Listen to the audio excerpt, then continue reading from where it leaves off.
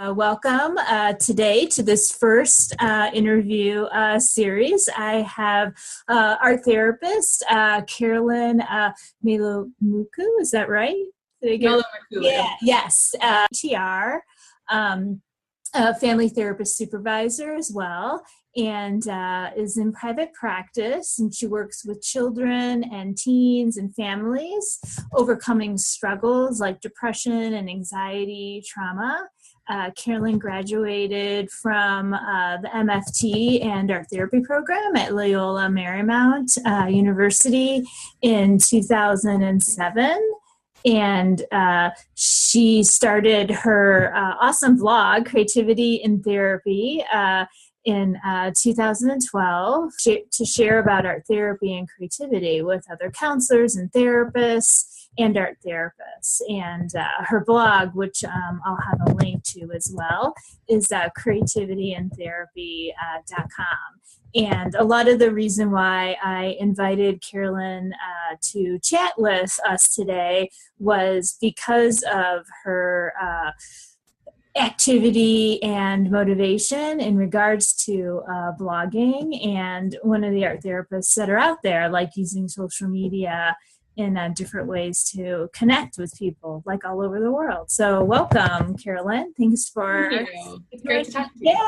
Yes, thanks for taking the time to speak with me and kind of share a little bit of your inspiration behind blogging and the interest that you have about that. I think blogging for art therapists is just awesome because it's a way to kind of put our voice sort of out there even more, and share whatever our experiences are, whether that's like a creative practice or things that sort of inspire us or resources. And it's really exciting to see the increase of art therapists that are kind of getting into the blogosphere, and definitely you definitely have that like presence sort of out there. So Thank you. Yeah, and I love being a part of that community, and I'm also always super inspired by the other blogs that I see. Yeah, totally. Like how it all like connects. Yeah. So my first question, and I think I might sort of start this off with each of the people that I kind of talk to, because I'm really curious about when people kind of remember that they used either the internet or social media to kind of connect to like art therapy, either like where they first did that, or if they remember how, I don't know, they stumbled upon things or searched for things. So when did you kind of first use the internet to kind of connect to the world of art therapy?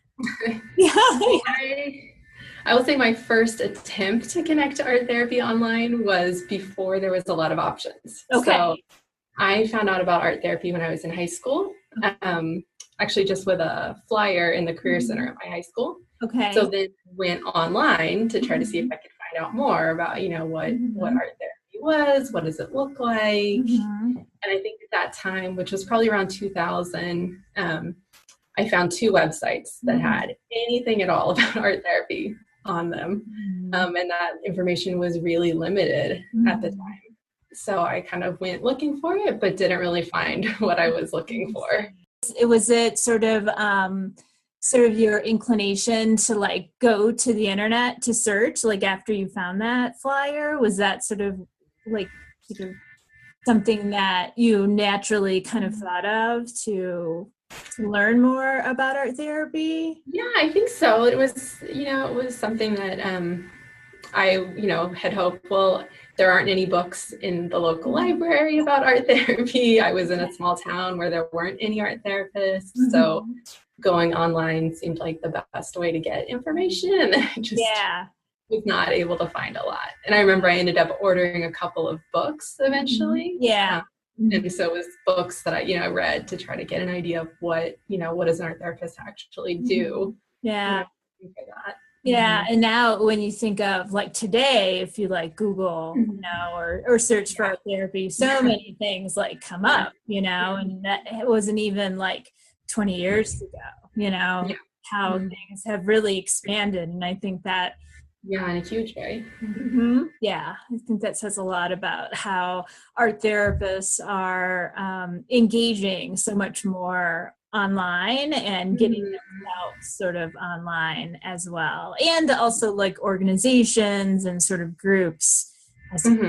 Yeah, and I think social media has like really helped with that. Definitely.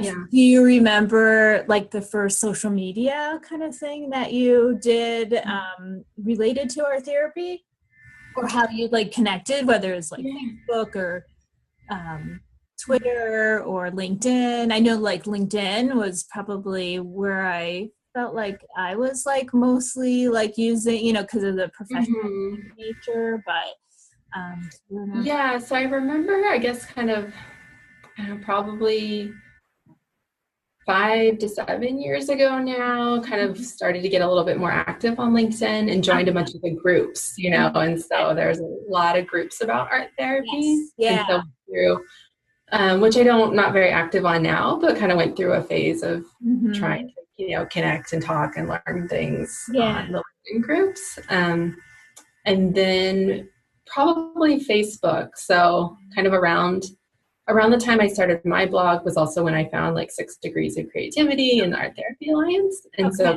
connecting with you through those platforms on Facebook was one of probably my earliest kind of social media connections.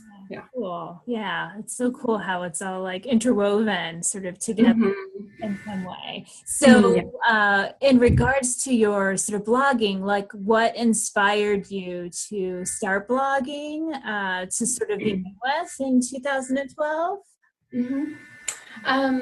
So 2012 was kind of a transition point for me. So I started the blog in the summer of 2012, and I knew I was going to be leaving the community mental health job that I had at that time and moving from California to Texas.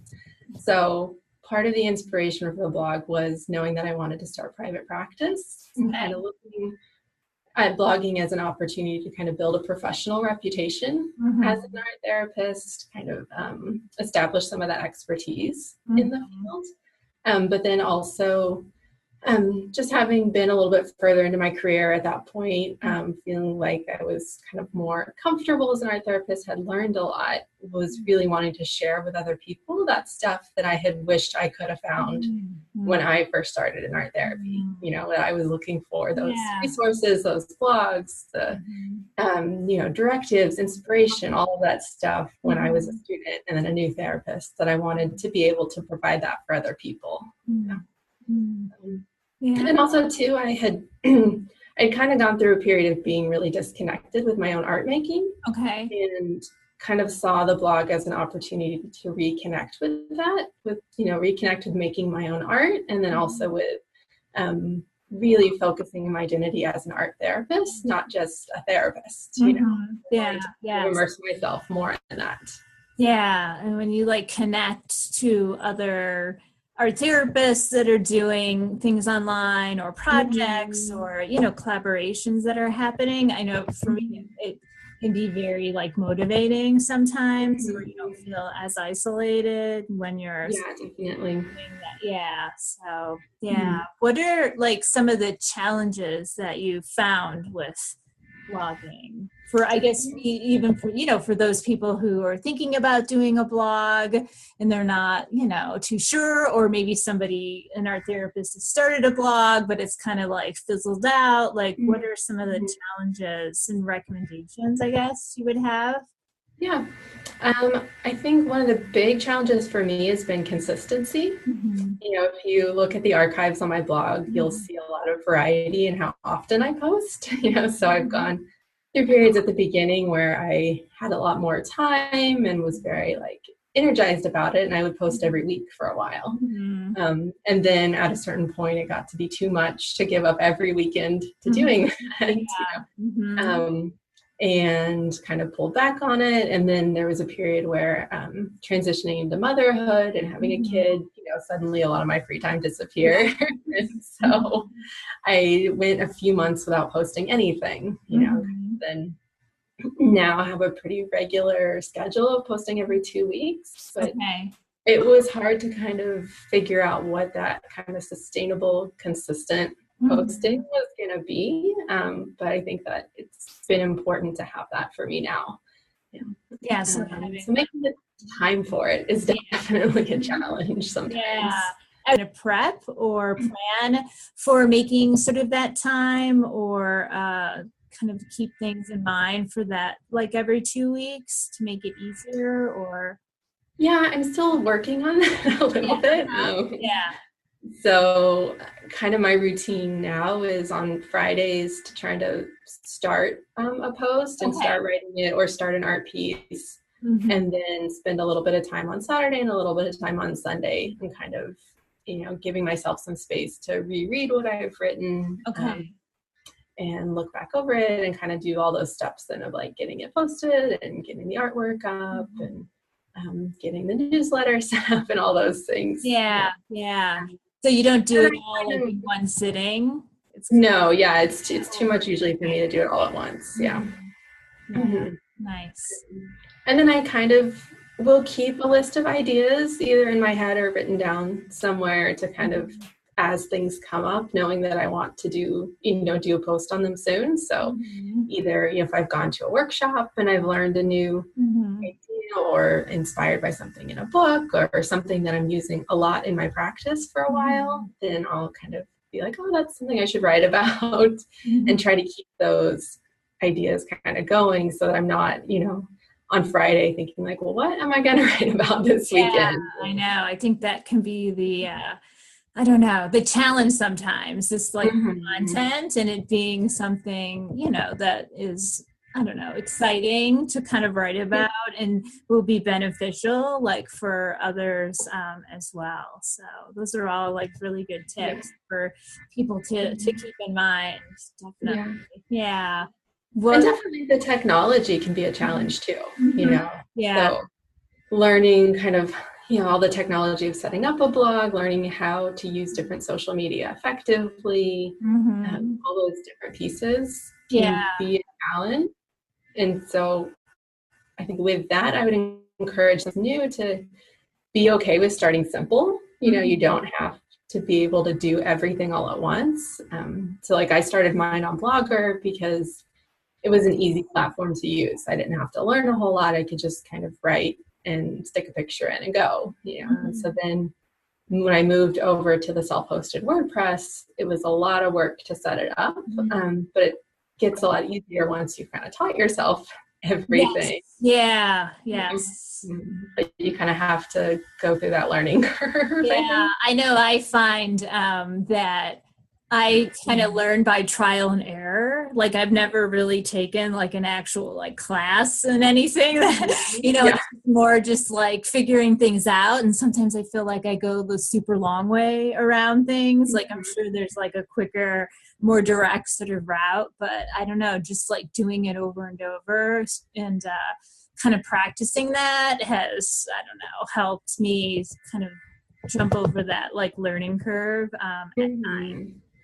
Yeah. I mean, I think blogs are, they're free, like WordPress or Blogger. There's not like any sort of costs related to just setting up just a regular kind of blog, which is nice. They're pretty like relatively easy to set up, which I think has really increased the visibility of art therapists kind of being online versus like back in 99 and 2000, like if you had a website, that might be like intimidating for somebody to kind of take on, or feel like you need sort of special skills, but blogs make that like a really a lot easier to kind of put that sort of out there. And then once you kind of feel confident in that, you can kind of move on to like how you switched over to like a hosted sort of WordPress.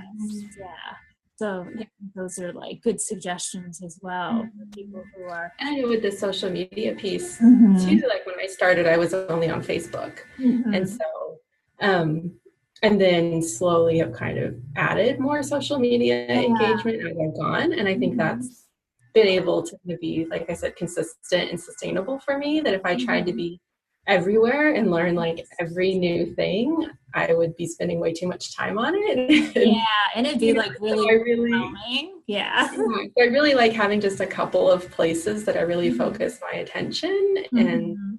like I'm not on Twitter and I'm not on Snapchat, and it's Mhm. fine. Like I don't have to be everywhere. Yeah, yeah, like having really like quality presence and sort of time on the networks that you've like dedicated your energy Mhm. and kind of focus to, and then all that other. I think sometimes we think like it has to be like everywhere. Right. Sometimes when you're everywhere, it sort of thins out like what you're able to do, like time and energy Mhm. wise. So that's great. Yeah. Wow. Yeah.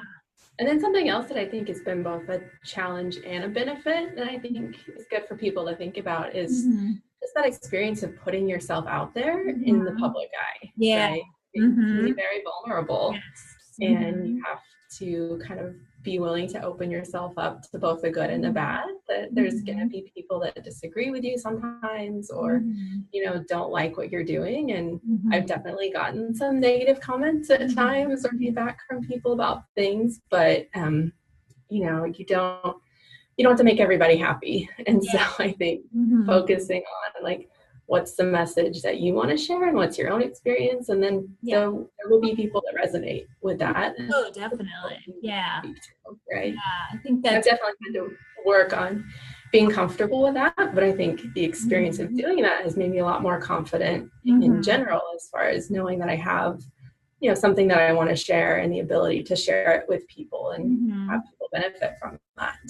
Yeah, yeah. I think that's an important kind of consideration, and Mhm. not to let that kind of draw you back from sort of engaging, if you want to sort of do that, to be like aware of that, but not to kind of hold you back at the same time. Yeah. Mhm. Yeah. Yeah. What are some of like the other benefits that you found related to blogging? You talked about like connecting to your own art making and sort of Yeah. being motivated around that, and connecting to sort of a bigger network of Mhm. other art therapists and not being so isolated. Is there anything else that has been Yeah, I think beneficial? I think also just continuing to work on my own growth as a therapist Okay. has been a big benefit, because knowing that I'm doing the blog really encourages me to keep reading and learning, reading other Mm. people's blogs, and learning from them, reading new books that come out about art therapy and thinking Mhm. about what I'm getting out of them. And sometimes too, just that process of writing about my work, I think really helps me to stop and think about like what interventions I'm choosing to do, what approaches I'm using, and be a little bit more mindful in my own work as well. So I've definitely found that it helps me, I think, grow as a therapist and Yeah. continue to learn and continue to just really be engaged as an art Mhm. therapist Yeah. too. Great. Yes. So, where can people kind of find you to connect to you? I mentioned at the beginning, creativitherapy.com is sort of the site, but where are some other places that people can connect to? You mentioned Facebook, or using Facebook, or I know. Yeah, I'm just on Facebook personally. So don't have a page for the blog there, but I'm on Instagram at Okay. Creativity Therapy. So Okay. that's one of the big places to find me on social media. I have a Pinterest page under Carolyn Mehlomakulu. So Okay. that has a lot of great art therapy resources, not just my own, but a lot of other stuff too. Yeah. I have a YouTube channel that only has a couple videos, but Okay. it's a goal at some point. So, Mhm. and that YouTube channel is under my name as well, Carolyn Mehlomakulu. Okay. And then my private practice website is Yes. therapywithcarolyn.com. Great. Yeah. And also like with your blog, you can sign up to subscribe, right? Because I know I like get every time you Yep. like publish it, like, ends up in my inbox. So if people want Yes. to, Yeah. If you go to the blog, there's an yeah, email sign up, and then you get an yeah, email every time there's a new yes. post. That's awesome. And I'll like include all of those links so people Okay. can easily sort of access sort of them, and definitely like connect, that would be like great to kind of help spread sort of that presence sort of and resources and ideas even more. Yeah, great. Yeah, so I want to thank you again for taking the time to meet with me, chat sort of a little bit about this, and definitely look forward to the sort of content that comes out sort of in the future from you and beyond, like as things sort of develop and I don't know, like grow sort of even more. So yeah, I don't know if there's like any other sort of final sort of, I don't know, like suggestions or recommendations or anything like that, like about blogging Nothing or. specific other than just that I would encourage people to give it a try. You Yeah, know, it yeah, don't be afraid. can be Yes. like scary and vulnerable, but like it can Yeah. be a really great experience. And Yes. I, people, every practicing therapist has some kind of experience and wisdom to share. You don't Mm-hmm. have to be some amazing expert to share your own experience. And I think everybody benefits Yeah. from hearing stuff from each other. Great. Well, thank you so much. Yeah, thank you. It's great to talk to you.